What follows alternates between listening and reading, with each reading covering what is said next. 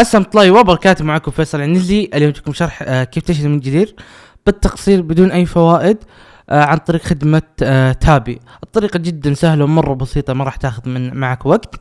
الطريقة بكل بساطة، اذا كنت تشتري مثلا منتج من جرير ب1000 ريال، يمديك تقسمه على 4 شهور، كل شهر 250، والخدمة تسمح لك تقسط لين 9000 ريال منتجات من جرير. اوكي، ويلا خليكم مع شرح خدمة تابي، وبعدها ننتقل لجرير ونشتري منه بإذن الله. والآن نبدأ بشرح طريقة التسجيل. طريقة التسجيل جدا سهلة ومرة بسيطة.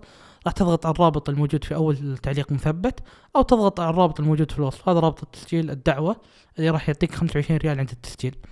اوكي، زي ما تشوفون طريقة التسجيل جدا سهلة ومرة بسيطة. زي ما تشوفون هذا رابط الدعوة، راح تضغط على العلامة السوداء هذه. وزي ما تشوفون راح يطلب منك انك تضيف رقم جوالك. ويفضل ان يكون هذا الرقم جوالك اللي نفسه اللي تستخدمه دائما، لانه راح يجيك رسائل عليه الدفع وزي كذا. مثلا سددت القسط وزي كذا، راح يجيك رسالة نصية على رقم جوالك هذا بالضبط.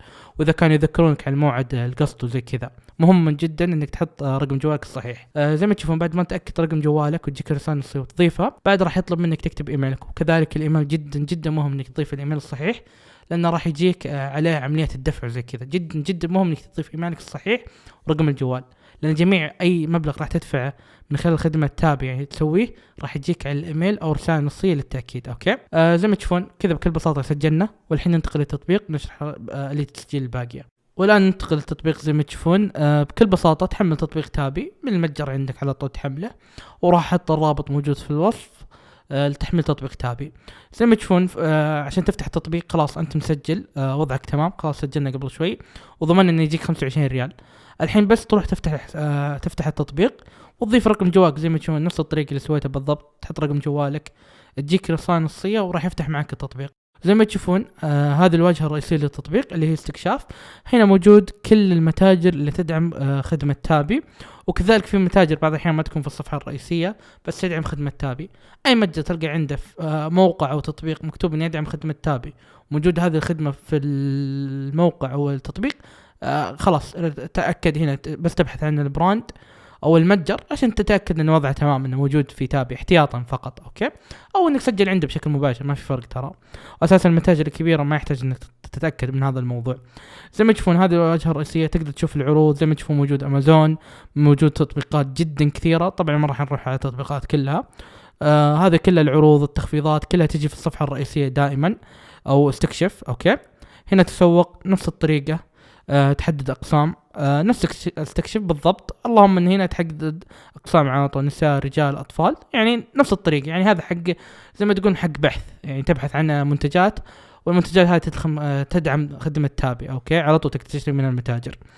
زي ما تشوفون الخيار الثالث، وهذا الخيار جدا جدا مهم، هذا لك، لان هنا تطلع الدفعات حقتك والاقساط الموجوده عليك. زي ما تشوفون الحين عندي قسط مكتوب من فوق، زي ما تشوفون امازون مكتوب الدفعة الثانية، الدفعة الأولى دفعتها، يعني عندي قسطين. هذا أول ما تأخذ قسط إجباري تدفع الدفعة الأولى، وبعد 30 يوم تدفع الدفعة الثانية. كيف طريقة السداد؟ الطريقة جدا سهلة ومرة بسيطة. زي ما تشوفون تضغط على ادفع، تضغط عليه راح يقولك اختار الوسيلة. أوكي، تبغى أبل باي، تبغى تضيف بطاقة بنكية عشان تسدد فيها، وهذا الخيار اللي قلت لكم اللي هو راح يجيك رصيد 25 في تابي. زي ما تشوفون تضغط عليه زي كذا، خلاص استخدمت الرصيد اللي راح يجيك. طبعا هذا الرصيد ارجع اكرر اكثر مره، ما راح يجيك الا بعد عمليه شراء من تابي، ما راح يجيك بشكل مباشر. يعني مثلا شريت شيء 100 ريال راح تدفع 25 وراح يجيك رصيد 25 على طول، في حاله إذا سجلت من رابط الدعوه اللي شرحته فقط. هذا العرض موجود اللي يسجلون من خلال رابط الدعوه. اما سجلت من التطبيق بشكل مباشر ما راح يتفعل معك العرض عشان يجيك 25 ريال. وبعدها تدفع باقي المبلغ، مثلا اذا قصدك اكثر من كذا تكمل المبلغ ابل باي وتسدد بشكل عادي يعني طبيعي. بعد شوي راح نسدد قدامكم عشان تعرفون الطريقه، بس خلوه بعد شوي. الحين هذا حسابي مفعل، طبعا واضح لاني انا قدرت اشتري منه زي كذا. كيف تفعل حسابك؟ هذا الخيار اول ما تسجل لازم تسويه، بس انا حبيت اشرح القوائم اللي تحت على السريع. اوكي، تروح عند الملف الشخصي زي ما تشوفون اخر خيار على اليسار، بعدين تروح عند معلومات الشخصيه، راح هنا تضغط على المعلومات الشخصية. زي ما تشوفون راح يكون هنا الاسم حقك اللي كتبناه قبل راح يكون موجود. هم تلقائيا بعد ما توثق حسابك راح يغيرون اسمك، راح يصير بالانجليزي مثل اللي هو موجود بالهوية حقتك. اوكي، طيب كيف تفعله؟ زي ما تشوفون هنا الهوية الوطنية او الإقامة، زي ما تشوفون تضغط عليها. الحين انا مكتوب تم التحقق، الحين راح افعلها قدام. كيف الطريقه؟ زي ما تشوفون تضغط عليها، وزي ما تشوفون الحين تعبي البيانات المطلوبه منك عشان توثق هويتك. زي ما تشوفون المطلوبه مني الاسم بالكامل، ورقم الهويه الوطنيه او الاقامه، يعني حتى انت مقيمتك تسجل في خدمه تابي. وبعدين تكتب تاريخ الميلاد بالهجري، ثم اضغط قم بالتاكيد البيانات. بعدين تروح للنفاذ الوطني وتوثق حسابك. بكل بساطه كذا وثقت حساب تابي. يعني هذه الخطوه جدا بسيطه، واذا سويت هذه الخطوه خلاص امنت انك وثقت حسابك. وكذا بكل بساطه راح يتفاعل معك حساب تابي على طول. تقدر الان تروح تشتري عن طريق خدمه تابي من اي متجر تبغاه يدعم الخدمه طبعا. وزي ما تشوفون بعد ما نوثق حسابنا بالهويه الوطنيه والاقامه من خلال تطبيق نفاذ، خلاص زي ما تشوفون راح يطلع لك انه تم التحقق. كذا انت خلاص ضبطت وضعك. بعدها تروح تعبي البيانات الاضافيه.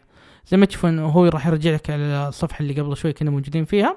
عبي البيانات الاضافيه ذي كامله، كم دخلك، كم الالتزامات عليك، المصاريف الاساسيه، عبها بالشكل اللي يناسبك يعني. اوكي. طبعا انا طالب ترى اقدر اخذ من تطبيق تابي يعني عادي، يعطيني، مو بشرط اني يكون راتبي عالي ولا شيء او اكون موظف عشان اخذ من تطبيق تابي، ترى عادي. اوكي.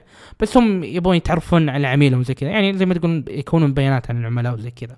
وعبها باي شيء، وترى ضروري انك تعبيها، لانك جيت تاخذ قسط راح يسالونك عن هذه البيانات. عبها مره واحده عشان ما تضطر يوم تجي تاخذ القسط تشتري مشتريات يقول يلا عب البيانات كلها. عبها مره واحده دامك تسجل. وكذا بكل بساطه عبينا بياناتنا المهمه جدا في تابي.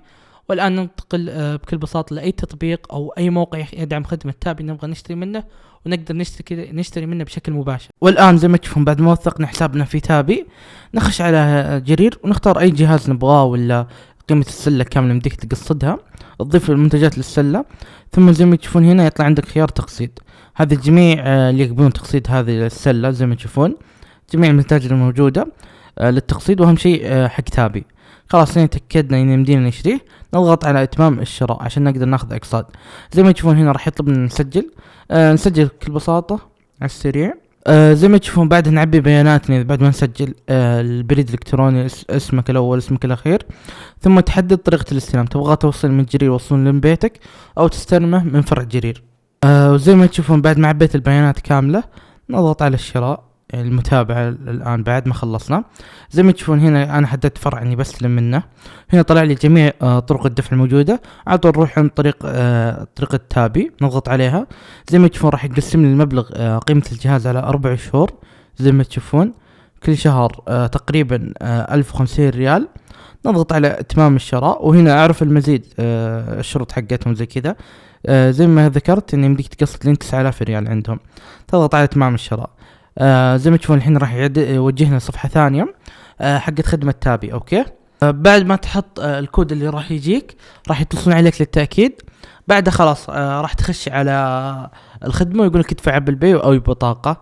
انا ما يمديني نسويها لان عندي حد عالي جدا من الالتزامات في تابي، عشان كذا ما يمديني اخذ شيء من جرير اضافي. اوكي.